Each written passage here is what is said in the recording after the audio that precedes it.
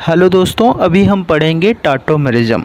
Tautomerism को कीटो इनाल tautomerism भी कहते हैं, डिस्मोट्रोपिज्म कहते हैं और डायनामिक आइसोमेरिज्म भी कहते हैं। ठीक, अब देखो कीटो ग्रुप क्या होता है, सी डबल बॉन्ड ओ। ठीक, और इनॉल सेम कार्बन से डबल बॉन्ड लगा हो और ओ एच ग्रुप लगा हो, इनॉल है। ठीक, अब कीटो फॉर्म जो है वो ज़्यादा स्टेबल होता है, वो चेंज हो जाता है इनॉल लेस स्टेबल में। ठीक, अब देखो आगे की कीटो ग्रुप का इनॉल में चेंज होने के लिए अल्फ़ा हाइड्रोजन कंपलसरी है। ठीक, अल्फ़ा हाइड्रोजन क्या होता है, ये मान लो सी डबल बॉन्ड ओ है, इसके जस्ट बगल वाले कार्बन से लगे हुए हाइड्रोजन जो हैं वो अल्फ़ा हाइड्रोजन हैं। अब देखो ये जो अल्फ़ा हाइड्रोजन हैं ये एसिटिक इन नेचर होते हैं। अब एसिटिक नेचर में होते हैं तो वो अलग होंगे एच प्लस के फॉर्म में और जाके ऑक्सीजन से लग जाएंगे और ओ एच बनाएंगे। ठीक, ये आप यहाँ देख सकते हैं कि यहाँ से जो एसिटिक हाइड्रोजन है वो O के पास गया, ओ एच बना लिया यहाँ पर, और ये वाला डबल बॉन्ड यहाँ शिफ्ट हो गया। ठीक, अब देखो ये कीटो फॉर्म है क्योंकि यहाँ पर सी डबल बॉन्ड ओ से बगल जो कार्बन है वहाँ से जो हाइड्रोजन लगे हैं ये अल्फ़ा हाइड्रोजन होंगे।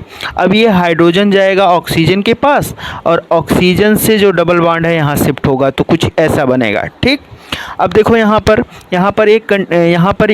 भी अल्फ़ा हाइड्रोजन हो सकता है, यहाँ भी अल्फ़ा हाइड्रोजन और यहाँ भी हो सकता है। ठीक, अब देखो यहाँ कौन सा हाइड्रोजन इनॉल फॉर्म में जाए ताकि मोर स्टेबल स्ट्रक्चर बने, तो देखो ये कंडीशन बन सकती है, यहाँ से एक हाइड्रोजन जाए, यहाँ से हाइड्रोजन जाएगा इधर ऑक्सीजन के पास और डबल बॉन्ड यहाँ आएगा तो ये स्ट्रक्चर कुछ बनेगी।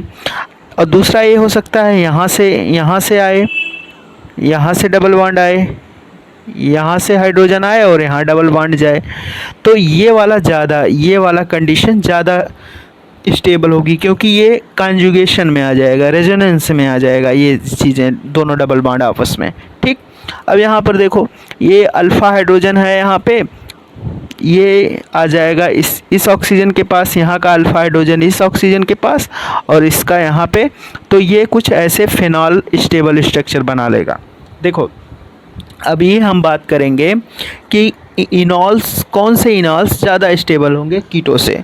तो देखो फिनॉल्स जो होंगे वो सारे ज़्यादा स्टेबल होंगे कीटो से। ठीक, कॉन्जुगेशन सिस्टम हो यानी रेजोनेंस हो, ठीक, इंट्रामॉलिक्यूलर हाइड्रोजन बॉन्डिंग हो, ठीक, एरोमेटिक बन जाए।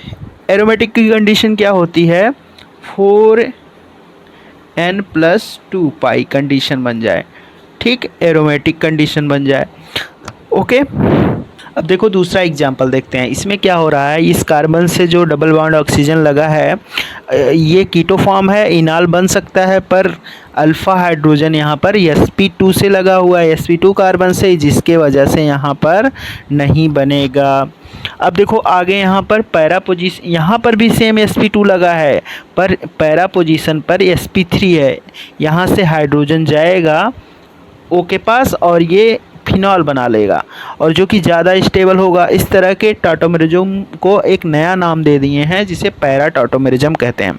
अब देखो ब्रिज वाले पर क्या होता है, जो ब्रिज वाला हाइड्रोजन होगा भले ही sp3 होगा वो पार्टिसिपेट नहीं करेगा इनॉल फॉर्म बनाने में कीटो फॉर्म का।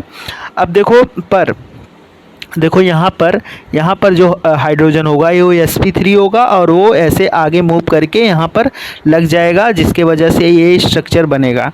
राइट, अब देखो एक ब्रेड्स रूल था। ब्रेड्स रूल का क्या था कि planarity is not possible at a bridge head position sp2 पर। ठीक, अब देखो यहाँ पर अल्फ़ा हाइड्रोजन ही नहीं है, यहाँ से लगे हुए वाले हाइड्रोजन होंगे अल्फ़ा हाइड्रोजन और यहाँ कोई हाइड्रोजन ही नहीं है तो यहाँ टाटोमेरिज्म नहीं हो सकती। ओके, अब देखो एक बात यहाँ पर पढ़ते हैं कि पोलर सॉल्वेंट अगर होगा तो उसमें कीटो फॉर्म ज़्यादा स्टेबल होता है। क्यों? क्योंकि जो कीटो फॉर्म है इसका ऑक्सीजन हाइड्रोजन से क्या बना लेगा, हाइड्रोजन बॉन्डिंग, और इसकी स्टेबिलिटी बढ़ जाएगी, चारों तरफ से घेर रखेगा। ठीक, अब देखो रेट ऑफ इनोलाइजेशन किसका ज़्यादा होता है। अब देखो ये अल्फ़ा 1 है, ये अल्फ़ा 2 है, ये अल्फ़ा 3, मतलब इस डबल बॉन्ड ओ से लगे हुए दोनों अल्फ़ा हाइड्रोजन ही हैं, पर ये वाला जो अल्फ़ा 2 है ये ज़्यादा पार्टिसिपेट करेगा इनोलाइजेशन में। क्यों? क्योंकि ये दोनों तरफ से इसका पोजीशन अल्फ़ा है, और ये अगर बीच में बॉन्ड बन जाएगा तो रेजोनेंस में सारे बॉन्ड आ जाएंगे। ठीक, अब देखो phenol, beta di ketones, beta keto ester, ये सब ज़्यादा स्टेबल माने जाते हैं। देखो अगर ये वाला तो वैसे ही बहुत ज़्यादा स्टेबल वाला चीज़ है, अब यहाँ से अगर बेंजीन रख जाएगी तो बहुत ज़्यादा स्टेबिलिटी हो जाएगी। ठीक, कीटो फॉर्म की स्टेबिलिटी बढ़ जाएगी। अब देखो यहाँ पर दोनों तरफ से बेंजीन लग जाए बहुत ज़्यादा बढ़ जाएगी, तो इसीलिए ये देखो फेनॉल्स आगे लगाया है। ठीक, वैसे बीटा कीटो ईस्टर की भी बात है, ये बीटा कीटो ईस्टर है। यहाँ पर अगर अल्काइल ग्रुप लगेगा तो है ही, अगर कहीं फेनाइल ग्रुप लग गया तो बहुत ज़्यादा स्टेबल हो जाएगा। राइट, अमाइडो और अमिडियोल, इसमें देखो ये NH2 वाला ये अल्फ़ा हाइड्रोजन होगा और ये जाएगा तो कुछ इस तरह से अमाइडियोल बन जाएगा। ठीक, अमाइडोल बन जाएगा। अब देखो यहाँ पर क्या हो जाए, एजो और हाइड्रोजो। एजो क्या होता है, N double bond N, azo है। ठीक, अब यहाँ पर जो CH3 का अल्फ़ा हाइड्रोजन है ये N के पास जाएगा, कुछ इस तरह का स्ट्रक्चर बनाएगा, इसे हाइड्रोजो कहते हैं। ठीक, अब नाइट्रो और एसी फॉर्म। नाइट्रो, देखो यहाँ पर CH3 जो लगा है, CH3 का अल्फ़ा हाइड्रोजन ये O के पास जाएगा और ये डबल बॉन्ड यहाँ शिफ्ट हो जाएगा। ठीक, जो इसका इनॉल फॉर्म है ये एसी फॉर्म कहा जाता है, ये बेस से रिएक्ट करता है। ठीक, अब देखो NO2 group do not react with base. हाँ, वैसे तो NO2 बेस से रिएक्ट नहीं करता है, पर अगर R लगा हो, अल्काइल ग्रुप लगा हो, अल्फ़ा हाइड्रोजन हो, तो वो बेस से रिएक्ट कर देगा। तो विच ऑफ द, एक क्वेश्चन पूछा जाएगा, which of the following is react with base. तो NO2 केवल तो नहीं रिएक्ट करता, पर अल्काइल ग्रुप लगा हो और उसमें अल्फ़ा हाइड्रोजन हो तो ये बेस से रिएक्ट करता है, क्योंकि ये एसी फॉर्म बनाता है। ये देखो इनॉल फॉर्म जो है एसी फॉर्म है, तो CH3COOS तो बेस से रिएक्ट ही करेगा, ये भी एसिड है तो रिएक्ट करेगा। ये NO2 तो जनरली नहीं करता, प्लस यहाँ पर अल्फ़ा हाइड्रोजन होने की वजह से ये रिएक्ट करेगा, और तो सारे रिएक्ट करेंगे इसमें। ओके।